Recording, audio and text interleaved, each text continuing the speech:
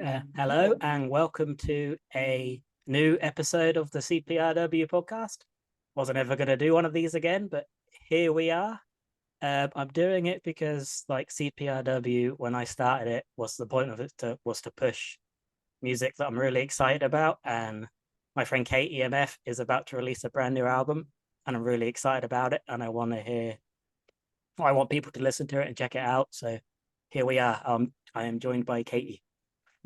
Hello, thanks, Colin. It's a real honor. Let's not tell Dan we're doing this. They'll pester me to do more. Yeah, so the album is called False Starts and Open Endings. Yes. And is out on Lockjaw Records on the 15th of September. Correct. Gold star. Yeah, I've got notes. And then you're doing an album launch the day after at Signature Brew in Haggerston. Yes, indeed. Who's playing? Well, I'm playing hopefully with a brand new band or kind of new lineup for a couple of shows, which is really exciting. And then supports wise, so main support is Chloe Hawes and the Holy Claws, which is the worst band name ever, but is also kind of brilliant. So yeah, I'm going up to Manchester this Saturday, so the 9th, to support them for their headliner, and then they're coming down as a little gig swap, which is really exciting, mostly because I just get to hang out with Chloe, which we haven't done for a while, so that'll be good fun. And then we've also got Girls Like Us playing, who I played with at New Cross Inn last summer, I think, and met them for the first time then, and just good punk fun, really. Quite a lot of rage in there, which I really enjoy, so one for the kind of the punk fans. And then a band called Cynics, who again I met playing a gig maybe 6 weeks ago, just kind of randomly got booked on the same lineup, and they're brilliant, quite kind of young and precocious. I think they're all students, and they write some incredible songs. So very excited to see them again. And then Charles Can't Breathe solo is going to open up. So Charles Can't Breathe used to be Charles and the Big Boys, who have played other launch shows that I've done, but I have stolen Charles's bassist and drummer for the night. So Charles has kindly agreed to do a solo set for me, and it's going to kick the whole thing off at about 6:30. So yeah, really excited. Excellent. I'm looking forward to it. We've got our tickets. We'll be there down the front. Fantastic. Thank you very much. I should probably say we're trying to push getting some more tickets sold in advance. I think quite a few people are we'll come down on the day, which is brilliant, but for my stress levels, if anyone's listening to this and they would like to buy a ticket in advance, it will help me sleep at night over the next week or so. So please do, and you save money. It's cheaper if you buy in advance, so win-win. I'll put a link in the description bit if I remember. I'll try and remember. I often say I'll do that and then definitely don't. People have the internet, they shouldn't be lazy. So when I was putting this together, I have prepped. I asked Emma, what question would you like to ask, and she panicked and said, I don't know why, favorite chocolate bar. But think about that, don't answer yet, because we'll keep that to the end, because viewer retention. If you want to know KEMF's favorite chocolate bar, wait. Listen to the whole thing. Yeah, see, I've done this before. That almost gives me too much time to think about it now. It doesn't matter what you ask me now, everything in my brain is just going to be, is it this one or is it this one? Mine's easy now because vegan, so less options. That's my favorite thing about veganism. When you go to a restaurant, there's less options, so you don't have to be so decisive, because you haven't got there's 3 things. Okay, cool. Not 30 things I have to choose from. That's my favorite thing of veganism. It's good that you appreciate that. I think a lot of people would take it the other way around and say they could really do with some more vegan options, but you're a good crowd. I'm a glass half full kind of guy. So the album is coming out on Lockjaw. How did that come about? So actually Rob and I were both at a Stu Daly and the Dram show 3-4 years ago at Water into Beer. So I think I was actually playing the show and Rob came along, and we got chatting next to the bar and accidentally ordered some kind of 7.5% stout, which was really nice. But we both kind of drank half a pint of that and then realized that we'd missed our last train home. So we shared a taxi back to Clapham or somewhere, I can't remember. And kind of went our separate ways. But that was the first time we'd met. And then we bumped into each other again at the MPF Bands in a Brewery in 2020. So just before everything kind of exploded. I think it was about 10 days before lockdown started.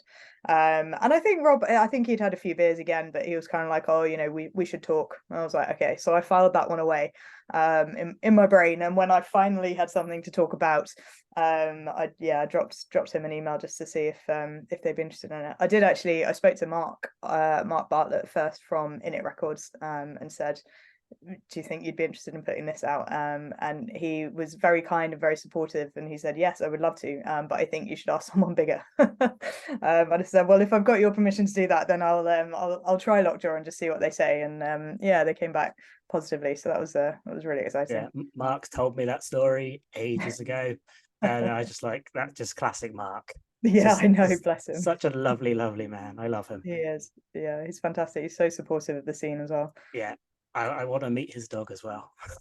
It's just my quest for the year. Mark's tiny little dog. I've literally, like, he sends me photos all the time, and my screensaver on my phone is Mark and his dog. Oh, cute. It's just so cute. I'll show you in a couple of weeks. But yeah, please. It's just, I don't think Emma's over the moon about that. But I was going to say, well, you guys have been together years now, right? Like, yeah. I know what she looks like. It's fine. So this is your first album. Was the making of it like a different process to the EPs you've done in the past? Obviously, with more songs. Well, yeah, more songs. It was different in that I actually demoed the songs this time around. So for the 2 EPs, it was a case of kind of both band lineups, which were different for each. We'd been playing a few gigs, we knew the songs. We booked some time in the studio, and I think the first EP, all the vocals are live, so we kind of played everything through, kept the vocals, kept the drums, kept the bass, and then I just went in and kind of did guitars again. Second EP was a little bit more kind of planned, I guess. Like, we did re-record the vocals and put some harmonies in, and just a little bit more. But then for the album, I kind of had most of the songs written pre-lockdown, and then obviously had months of time to do stuff. So I had a very rudimentary understanding of Bandcamp, and basically just kind of demoed everything and started layering things up and trying different instruments and harmonies and all that kind of stuff. So that was great, because actually when we went into the studio, I had much more of an idea of how I wanted it to sound at the end, whereas previously it had just been, I'll put it down and it'll sound how it sounds. So it was a much more involved process. It took a lot longer as well, and it was much more expensive, so swings and roundabouts. But so do you think then, like, the enforced not being able to do anything has helped, like, make the album better in a way? I think definitely having the time to demo 100%. I think lockdown kind of killed quite a lot of my creativity on the writing side of things, just because I think it was just such a shock, B, quite traumatic, and C, I think I tend to get a lot of my inspiration from being out and about and busy and all the rest of it. So suddenly kind of only looking at the same 4 walls killed the writing side of things a bit. So it might have been longer, I guess, if it weren't for lockdown, because I might have written more songs that I wanted to get on there. But no, it definitely helped from the demo side of things, just to have time. And I have to apologize to my neighbors when I was like tracking vocals or whatever. I did it in my wardrobe, so I like opened both wardrobe doors and then put a blanket over them to try and stop all the noise going up to the flat above. Which was quite the look. They got a free preview. They shouldn't be apologizing to. I had a question in my head. It just went, damn. Professional. Did you? This was. Oh, I know. Number of tracks. 10 tracks this time. 10 tracks. Yeah. For me, that's like the perfect amount of tracks. Excellent. That is what I'd like to hear. Well, any more than that, I'm like, these have got to be really good songs. Yeah, no, I think shorter and sweeter. We did actually record 11, and one of them didn't make the cut because it was more of a kind of acoustic-y ballad. And there's already one ballad on there, and that's enough for an album for me. So yeah, I've got that sitting in my Dropbox somewhere for maybe release at another point. I don't know. Yeah, I remember reading like someone like maybe like a tweet or something that was a someone had said when you go in like recording studio, try and do a couple of non-album tracks just so you've got stuff for like comps, or if you've got something you want to push and you need a new song, you've got one in the bag. So it does feel like that to me seemed like a really smart idea. Obviously it costs more, but yeah, but I guess if you're getting a studio and things like that, then and you pay by the day, then you may as well get the most out of the day rate. Well, definitely, yeah. So you produced it with Nick Harris? Yes, yeah. Is that the same guy you did the last EP with as well? Yes, so did both EPs with him. And yeah, his specialty is kind of more on the folk and country side of things.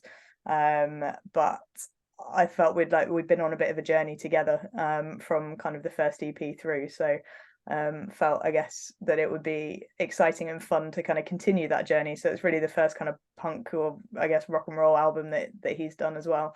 So the mix took a while. There was quite a lot of back and forth. I think Japanese whiskey, it was like mix 16 in the end that that we got there. But yeah, it was a really interesting process. And Nick's great because he's just very calm, and like I'm not calm. I'm not a calm personality at all. Which if you've ever seen my shows you would understand. But I get very frustrated and very kind of highly strung, and he's just super calm. He's just like, yeah, work it out, it's fine. Like, you know, he's definitely seen me cry on more than one occasion, and has not been fazed by it. He makes a mean cup of coffee as well, which is very, very helpful. So yeah, really enjoy working with him. Excellent. That's what you want in your producer, coffee making skills. Yes. Yeah. Coffee making and calm. That's when you're shopping around, that's what you ask for first. How good's your coffee? Exactly, yeah. So you mentioned Japanese whiskey. That was the first single? Yes. Yeah. Why did you choose it as your first single?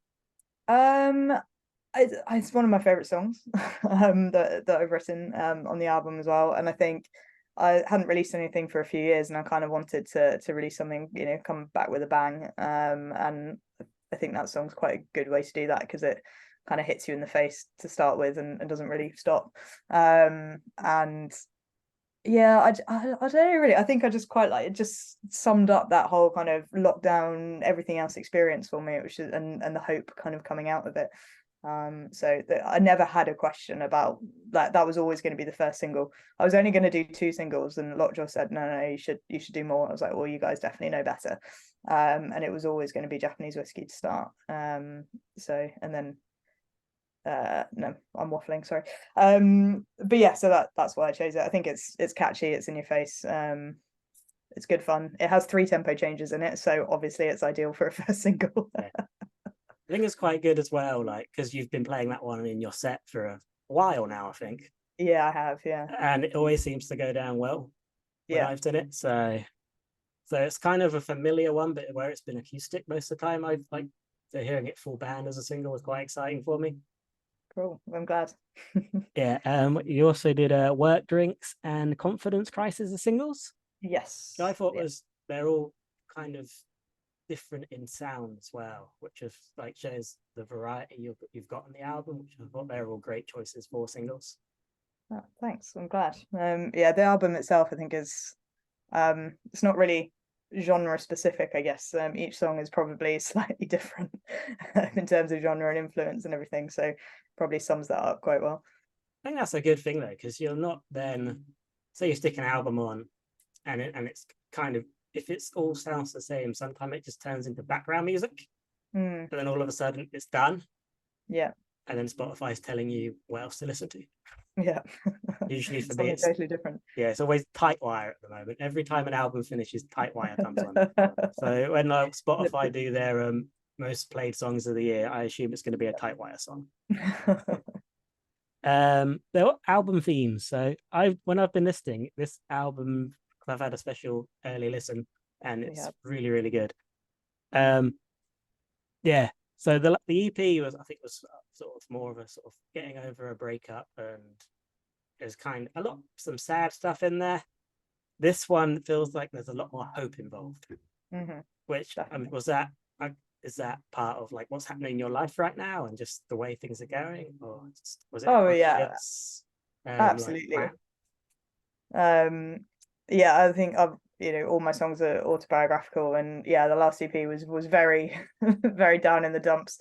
Life has picked up significantly since then. I'm engaged, which is very exciting.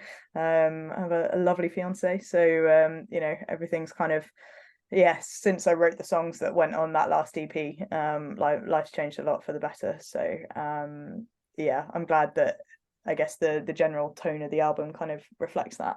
Not all of the songs, I think a couple of them, so Lucky MF, which is the first track, that and Set It Alight, were written probably written before or just after we recorded the second EP, so still from that kind of time, but then most of the other songs were newer than that. So there's one called If You Need, or If You Need Me, I can't actually remember what I chose in the end. If You Need Me. Thank you. If You Need Me. So that was actually written before I recorded the last EP, but it was more kind of slow, finger picky ballad type, and I kind of thought it's not really ready yet, so left it off, and kind of reworked it, and I initially thought I might have that as the first track on the album, because if you listen to everything kind of chronologically, you get this really sad, like, oh my god, everything sucks, and then you get If You Need Me, which is very much like, all right, see you later, well, I'm here if you need, but otherwise, enjoy your life. But then I think there was just so long in between that wouldn't have made sense anymore. But in my notes, I'm proud of this now. I've picked this up. I've written, If You Need Me, feels like the epilogue from Everything Trouble Meant. No way. That's what I wrote there. No way. That's incredible. That's exactly what it is. Yeah. Right, I double checked with Emma what epilogue was, if it was the right word. I was like, when you get to the end of the book and you finish, but then there's this whole other chapter, it's called an epilogue. Yeah. No, that's exactly what it is. I'm very impressed, Colin. I should do music journalism as a job. You should. What else have I written? I've got a Clusterfuck I've written down as another song that feels like there's a lot of hope in there, considering it's quite a political song as well. Yeah, very much so. That's the dangers of writing political songs, I guess, is that the politics might have changed by the time you release the song. I guess the politics hasn't changed, but the figureheads have. But yeah, I mean, it's basically just a rant about Boris Johnson and how much I hate him, and kind of Tory policies in general. But then I didn't want it to just be a fuck everything, I hate this. I wanted it to be, look, there is hope here, like good stuff does happen, we need to find it. And yeah, I kind of wrote it as kind of appropriating some like horrible right-wing language. I wanted to write a song that was, very much left-wing, that used that language. So things around like talking about free speech or whatever, and kind of the great man theory of history and all this kind of stuff that sneaks in there. So it was a fun exercise, as well as it's great to play though. It's very, very cathartic. So I think that's one you've been playing for a few years as well, isn't it? Like some memory of you doing that at the MPF brewery thing. Yes, no, we would have done. I think I wrote it in 2018, probably 2019. Maybe 2019. But yeah, so it's been around a while. Sadly, we still have the same government. Yeah, exactly. Yeah, only one election since then, and God knows how many leaders. I've lost count. Yep. But also, so 17, I picked up a bit of ska in that one. Yeah, which was, as a ska kid, was very exciting. And so I went to some friends to ask for some questions, and a certain Mr. Tom Maples piped up, and he says, ask her about Gandhi's flip-flop. Yeah, I thought you might.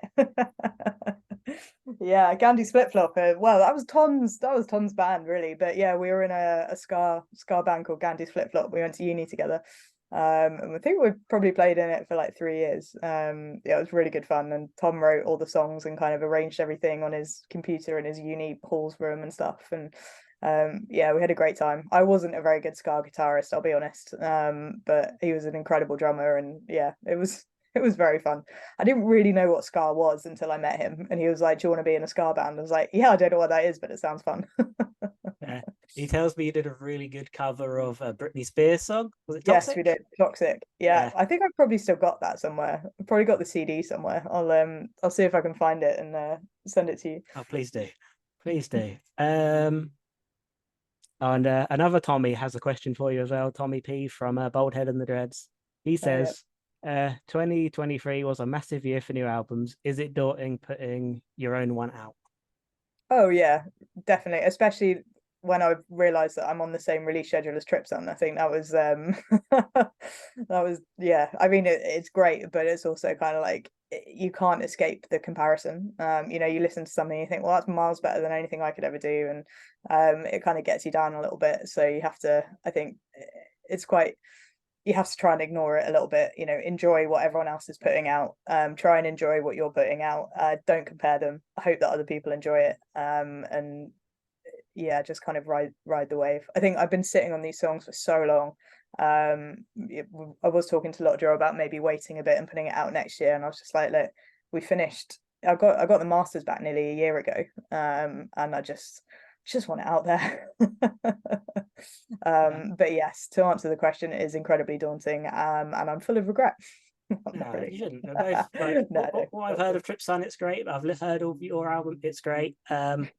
I think you've also got to remember, like, obviously, music isn't competition. Everyone, no, I know. especially in Yeah. like the punk scene, everyone does sort of just push everyone up, and everyone's happy for everyone who like releasing stuff. And Oh, absolutely. No, I couldn't agree more. I think it's just being a competitive person. It's trying to override that instinct and kind of understand that. It's taken me some time to yeah, to come to terms with, but it's all and good I, fun. I've been talking to Mike from Trip Sun, and he's very keen to hear your album. Oh, good. So, That's nice of him. have you got a favorite album of 2023 so far? That's a hard question, I know. Um, yeah, inarticulate, definitely. Chewy. It's I feel like I've been waiting for them to put something out for like half my life, so or something new. I've listened to Marrowbone Lane like so many times. Yeah, it was really exciting to yeah, just to get my hands on it, to be honest, and I listened to it like all the way through in the gym twice. Ended up doing like the longest workout of my life. But yeah, no, I think it's a lot brilliant. of people, when they're talking about albums of the year, like Chewy will be up there. Oh yeah, definitely. Absolutely. What else have we got? More questions. Oh, In Say It Alight, which is probably my favorite song you've done so far. You mention like a load of different venues and dates. Are they like for anything in like real life events? Yeah, so actually it's a little bit cheesy. But they, well, I had to switch them around to make them scan. But three of them actually were Frank Turner shows that I went to and just had the best time of my life. So the first one, Rock City in 2009, which it was kind of, I guess, the first show that I'd gone to that was even close to that kind of punk ethos. Because I think I was like 22, and kind of very into my acoustic music and, you know, my folk and my sad songs. So to kind of go there and experience that, like, I don't know, crossover, you know, that he's so good at, was just, it was a real kind of formative moment for me, I guess. So yeah, that was that one. And then I think, yeah, Hammersmith in whenever it was, there was a Hammersmith Apollo show that was awesome. I think in the song it says Hammersmith in 2009. That's just because I couldn't quite get Rock City in 2009, just didn't quite scan. And then yeah, there was a Sonosphere Music Festival happened like 10 years ago, and I think it only happened, well, I don't think it's happened since, but the lineup was like my dream lineup. There was ska, there was prog, there was folk, there was punk, there was absolutely everything, and I just had the weekend of my life. I'm just very sad that hasn't come back around. So that's, yeah, Sonosphere gets the nod there. And then the Fighting Cocks and New Cross was more about playing shows, and about, I guess, the kind of smaller DIY community stuff, which is equally important and kind of equally enjoyable. And I wanted to I guess, get the grandeur of like the big shows and then compare it to, you know, getting really sweaty at the front in New Cross Inn, or being on stage in front of like 5 people on a cold Sunday night, which has also happened many times. So I miss New Cross. I don't feel like I've been in a while. I definitely haven't. It's been terrible. I need to get back there. I think Paul needs to put on more gigs. Yeah, I know. He's slacking. What's he doing? He's slacking, yeah. Right, he's got his booking agency these days. He's Ugh, ferrying cat bite around. What else have I got? I went through these questions really quickly. Have we got any plans for the rest of the year, beginning of next year? So obviously got Manchester on Saturday, followed by the launch show next week. And then I'm playing a kind of acoustic all day, which has got quite an exciting lineup, but it hasn't been announced yet. So can't tell you about that, but it's in October, and it's going to be great.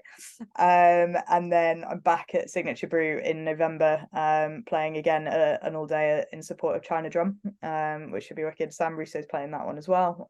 So finally get to see him, which will be wicked. So there it's mostly kind of acoustic stuff at the moment.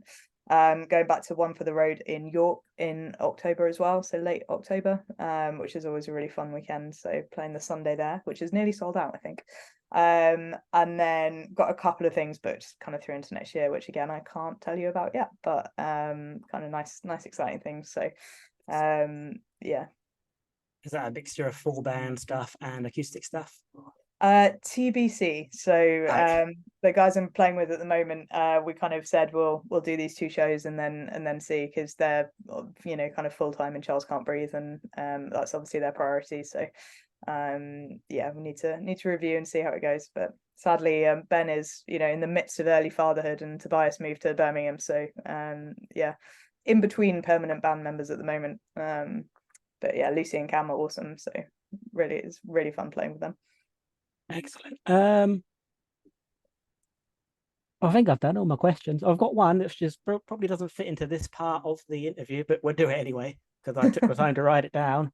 I even put an arrow to sort of say when to say it, then ignored it.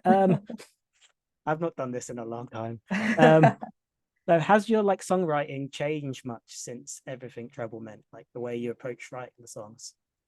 I don't think so. I'm writing fewer songs than I ever have, which is a bit sad, to be honest, and I don't really like that. So I'm going to try and change it. I think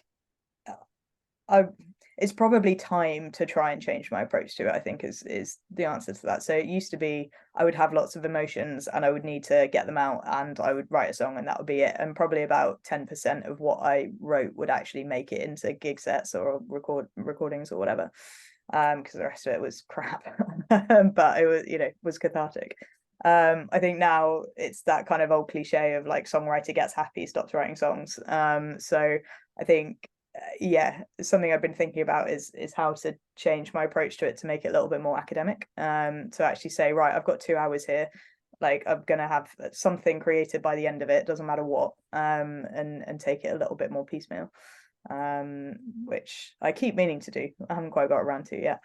But yeah, I still, you know, every couple of months one kind of just pops out fully formed, which is what usually happens. I don't spend too much time kind of going back over things and reviewing and tweaking and changing. It tends to be when it's written and that's done, for better or worse.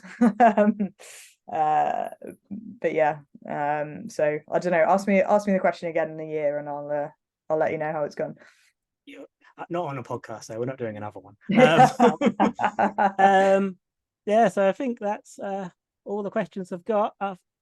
We need to find out your favorite chocolate bar.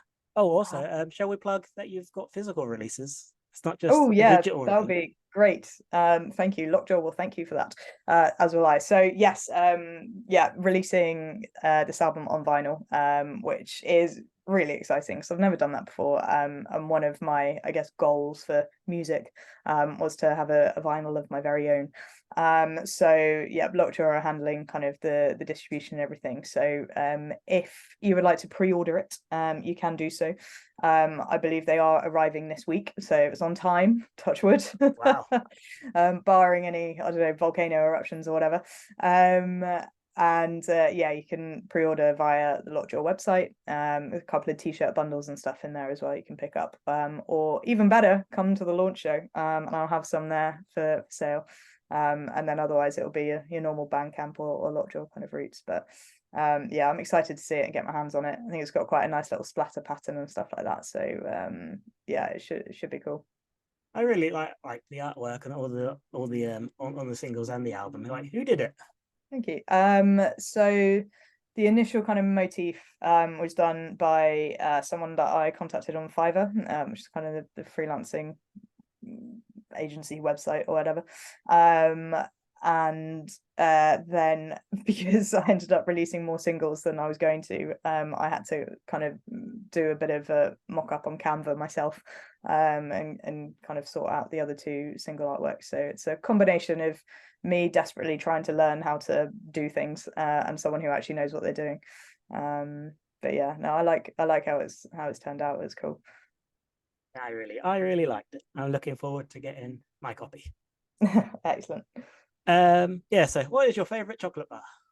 Yeah, I mean, I totally forgot that you asked the question. Now I haven't thought about it, and now I'm absolutely panicking. Oh, I mean, probably a Kinder Bueno. You know, I just don't think you can go wrong. The only thing is it obviously doesn't fill you up. So or a Snickers, either a Kinder Bueno or a Snickers. It depends what mood I'm in. I think that's the final answer. Final answer, one of those two. Yeah, it depends what country I'm in as well, because I think if you're in a hot country, like a Kinder Bueno is like a cold Kinder Bueno, that's fantastic. But Snickers can just get all melty and horrid. So Snickers for the UK and Kinder Bueno on holiday. When we went to Booze Cruise in June, it was like, I think it was my first time there since going vegan. Obviously, Kinder's German. Yeah, I saw it there. I was like, oh no, no. Oh no, I can't break this. That'll be bad. But, Did you manage to resist the temptation? Oh, I've been very good. I sort of just kept my head down and walked away, sadly. But yeah, so thank you for the interview. No, thank you. Hopefully people have enjoyed it, and we'll get people excited for the album. Hopefully. I think it is like I'm not just saying this because you're here, because you're a friend. I genuinely think it's like one of the best things I've heard this year. Like Lucky EMF when it first came on, because I think that's another one I only really heard acoustic, and just how it sounds with a full band. Well, it's just like wow. And then the second track, Japanese Whiskey, and then kept going, and I was like, holy fuck, this is amazing. Well done, Katie. Thanks, Colin. I really appreciate that. That's yeah, makes me very happy to hear. Good. So yeah, it comes out on the 15th of September. Yes, it does. This podcast will be out before then. I don't know how I should say Set It Alight is out on Friday as well as the final single. Oh. So on the 8th. Oh. I get this out before the 8th then. Okay. or if you don't, go and listen to it anyway. Yeah. Oh, I'm excited for that. That's one of my favorite songs. Yeah. So, well, you feature on it. You're doing backing vocals on it. So yeah, I try not. I don't think I can hear myself, and I'm quite pleased about that. No, there are quite a few people doing it, and we ripped some. I supported Burnt Tapes a couple of years ago when they did their big kind of Old Blue Last headline show, and managed to get quite a few people singing along. So you're probably in that somewhere as well. But someone filmed it, so we ripped the audio from the YouTube video. And we've got that kind of in there as well. So you will feature twice, I'm sure. Oh my. Oh no. It's all right. It's the last track on the album. It's fine.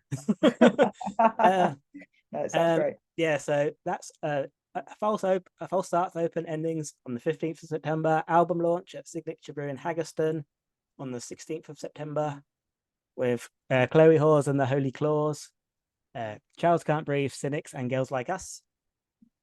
Tickets are on Dice. Have you not been to Signature Brew as well in Haggerston? It's a really nice venue. We went there a couple of weeks ago for the Goodbye Blue Monday album launch. Oh yeah. And it's just a really cool little venue. It's nice to see another place in London like doing that kind of stuff. It's not just all at New Cross. As much as I love New Cross, it's nice that there are other venues popping up, and the more venues doing stuff for this scene, the better.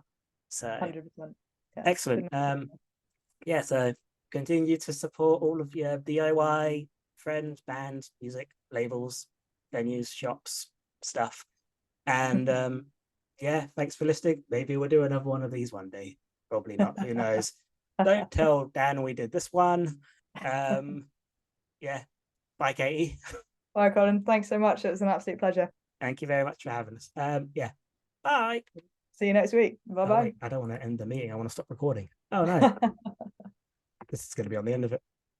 You can